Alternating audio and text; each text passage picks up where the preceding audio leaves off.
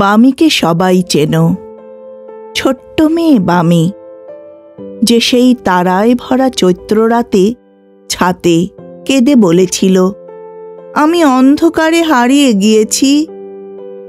সেই ভীতু মেয়ে বামি অসহায় আকুল বিস্ময়ে অন্ধকারে ছাতে জীবনের অন্ধকারে কাটাবে জীবন।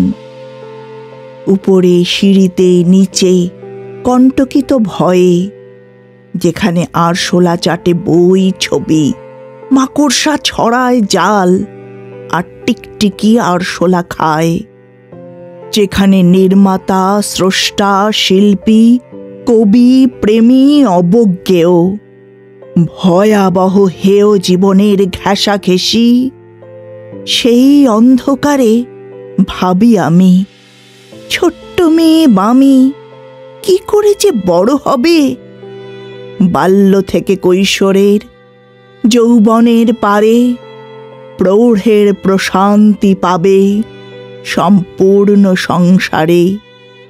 আঁচলে আড়াল দ্বীপে ভাস্বর সত্তাটি খাঁটি রেখে বর্তমান জীবনের অন্ধকারে কলুষিত দাবি মেটাবে সে কি করে, যে ভাবি কি করে সে অন্ধকার দীপান্বিত করে দেবে আরেক বৈভবে।